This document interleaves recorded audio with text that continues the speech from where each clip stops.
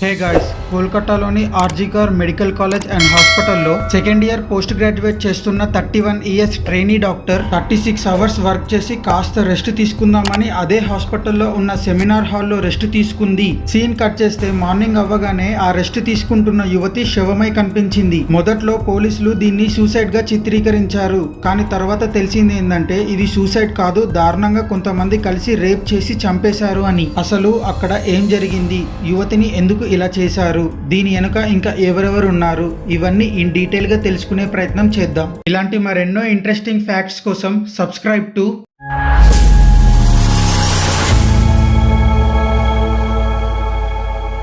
ఇంకా విషయంలోకి వస్తే మీకు స్క్రీన్ మీద కనిపిస్తున్న ఒకసారి ఈ లిస్ట్ ని చూడండి.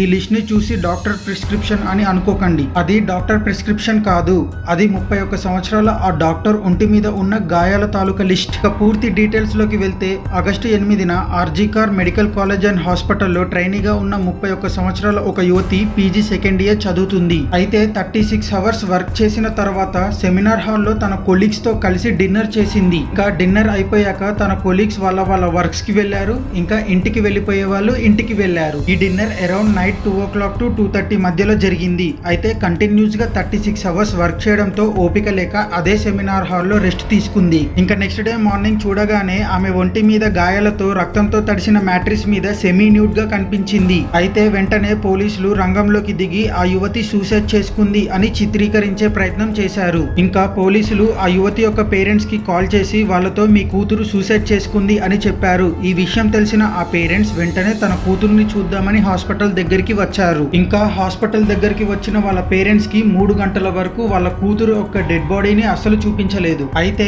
ఆ డెడ్ బాడీని చూసిన పేరెంట్స్ ఎంతో విలవిలలాడారు. ఇంకా ఆ పేరెంట్స్ తన కూతురుని చివరిగా ఒక ఫోటో తీసుకున్నారు. అయితే ఆ పేరెంట్స్ ఈ ఫోటోని వాళ్ళ రిలేటివ్స్ లో ఉన్న ఒక డాక్టర్ కి పంపారు. అప్పుడు ఆ డాక్టర్ ఆ ఫోటోని కొద్దిగా క్లోజ్ గా అబ్జర్వ్ చేసి తన మొహం మీద ఉన్న మార్క్స్ ఇంకా ఆ బాడీ మీద ఉన్న ఇంజురీస్ ని చూసి ఇది సూసైడ్ కాదు, ఇది హత్య అని ఆ డాక్టర్ చెప్పగా వెంటనే ఆ బాడీని పోస్ట్ మార్టానికి తరలించారు. అయితే పోస్ట్ మార్టం అయిపోయిన తర్వాత తెలిసింది ఏంటంటే ఇది సూసైడ్ కాదు అని, ఇది ఖచ్చితంగా హత్య అని. ఇంకా పోస్ట్ మార్టంలో ఆ యువతి యొక్క వెజైనాలో 150 ml ఆఫ్ థిక్ ఫ్లూయిడ్ ఉందని, అది స్పర్మ్స్ అని నిర్ధారించారు. ఆన్ అన్ యావరేజ్ గా ఒక male 15 to 20 ml of sperms మాత్రమే రిలీజ్ చేస్తాడు. అలాంటిది 150 ml వరకు ఉంది అంటే ఇది ఒక్కరు కాదు, ఒక గ్రూప్ ఆఫ్ పీపుల్ కలిసి చేశారు అని ఆ పోస్ట్ మార్టం రిపోర్ట్స్ చెప్తున్నాయి. ఇంకా నోట్లో నుండి కళ్ళల్లో నుండి బ్లీడింగ్, ఇంకా లిప్స్ పైన ఇంజురీస్, ఇంకా యాంకిల్స్ విరిగి ఉండడం, ఇంకా ప్రైవేట్ పార్ట్స్ లో నుంచి బ్లీడింగ్, ఇలా ఇంకా నరకయాతన పడి మరణించింది అని పోస్ట్ మార్టం రిపోర్ట్ లో తెలిసింది. ఈ విషయం తెలిసిన పోలీసులు వెంటనే ఇన్వెస్టిగేషన్ స్టార్ట్ చేశారు. ఈ ఇన్వెస్టిగేషన్ లో మొదట్లో పోలీసులకి ఏ క్లూ దొరకలేదు. మొత్తం పోలీస్ అండ్ ఫారెన్సిక్ తో సహా కలిసి వర్క్ చేస్తే వాళ్ళకి ఒక బ్లూటూత్ దొరికింది. అయితే వెంటనే పోలీసులు ఆ బ్లూటూత్ ని తీసుకొని ఉన్న సీసీ కెమెరాలన్నిట్లో డీటెయిల్ గా చెక్ చేయడం స్టార్ట్ చేశారు. అలా చెక్ చేస్తున్న క్రమంలో సంజయ్ రాయ్ అనే వ్యక్తి హాస్పిటల్లోకి ఎంట్రీ అయ్యేటప్పుడు సేమ్ కలర్ బ్లూటూత్ తన మెడలో కనిపించింది. కానీ ఎగ్జిట్ అయ్యేటప్పుడు ఆ బ్లూటూత్ కనిపించలే. గాయ్స్, ఒక్కసారి ఈ అనలిటిక్స్ చూడండి. 98% పీపుల్ సబ్స్క్రైబ్ చేయకుండానే చూస్తున్నారు. నా కంటెంట్ మీకు నచ్చినట్టయితే ఒక్క ఫ్రీ సబ్స్క్రైబ్ చేయి బ్రో. మీ ఫ్రీ సబ్స్క్రైబ్ నన్ను మరిన్ని వీడియోస్ చేయడానికి మోటివేట్ చేస్తుంది. ఒకవేళ ఆల్రెడీ సబ్స్క్రైబ్ చేసి ఉంటే థ్యాంక్ యూ సో మచ్. ఇంకా వీడియోలోకి వెళ్దాం. ఇంకా విషయంలోకి వెళ్తే వెంటనే కేసు నమోదు చేసిన పోలీసులు సీసీ కెమెరాల్లో అనుమానంగా ఉన్న అందరినీ తీసుకొని వచ్చి వారి అందరి దగ్గరున్న మొబైల్స్ లో బ్లూటూత్ ఆన్ చేసి పోలీసుల దగ్గర ఉన్న బ్లూటూత్ హెడ్ ఫోన్స్ ని కూడా ఆన్ చేశారు. ఆ అందరిలో కేవలం ఒక్కరి ఫోన్ లో మాత్రమే బ్లూటూత్ కనెక్ట్ అయ్యింది.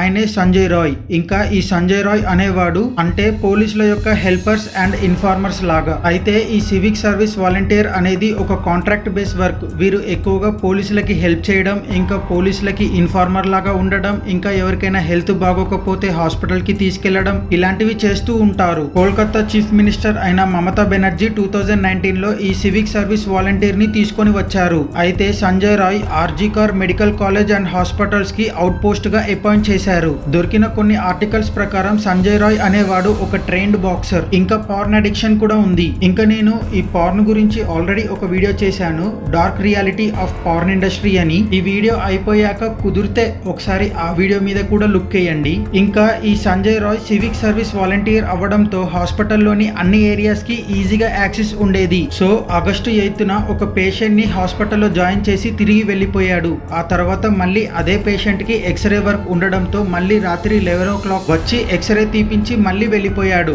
ఆ తర్వాత మళ్ళీ రాత్రి 1 గంటకి అంటే ఆగస్టు 9న మళ్ళీ ఇంకొక పేషెంట్ కి సర్జరీ ఉంటే హెల్ప్ చేద్దామని వచ్చాడు. ఇక్కడి వరకు బాగానే ఉంది. కాకపోతే ఆ పేషెంట్ తాలూకా రిలేటివ్స్ సంజయ్ రాయ్ కి ఆల్కహాల్ తాగించారు. ఇంకా సంజయ్ రాయ్ మళ్ళీ తిరిగి హాస్పిటల్ కి వచ్చాడు అరౌండ్ 2:30 టైంకి. సంజయ్ రాయ్ సివిక్ వాలంటీర్ అవ్వడంతో హాస్పిటల్లో అంతరాత్రి అయినా కూడా ఈజీగా యాక్సెస్ దొరికింది. అలా సంజయ్ రాయ్ ఆ యువతి ఉన్న సెమినార్ హాల్లోకి వెళ్ళాడు. అక్కడ రెస్ట్ తీసుకుంటున్న ఆ యువతిని చూసి కామంతో ఆమె మీద అత్యాచారం చేశాడు. ఇంకా సంజయ్ రాయ్ బాక్సర్ అవ్వడంతో ఆ యువతి పైన పిడిగుద్దులు కురిపించాడు. ఆ యువతి తప్పించుకునే ప్రయత్నం ఎంత చేసినా కూడా ఏమీ లాభం లేకుండా పోయింది. అరుస్తుంది ఏమో అని గొంతు మరియు నోరు నులిమేశాడు. ఇంకా దారుణంగా ఏం జరిగిందో ఇంకా మీ అందరికీ తెలిసిందే. అయితే నిందితుడిని పట్టుకున్న పోలీసులు ఆరా తీయగా సంజయ్ రాయ్ తానే ఈ పని చేశాను అని ఒప్పుకున్నాడు. ఇంకా సంజయ్ రాయ్ ని ఇన్వెస్టిగేట్ చేస్తున్న సమయంలో కొన్ని చెకప్స్ చేశారు. అయితే సంజయ్ రాయ్ చేతి గోర్ల మధ్యలో ఉన్న స్కిన్ ఆ యువతి యొక్క మొహం పైన ఉన్న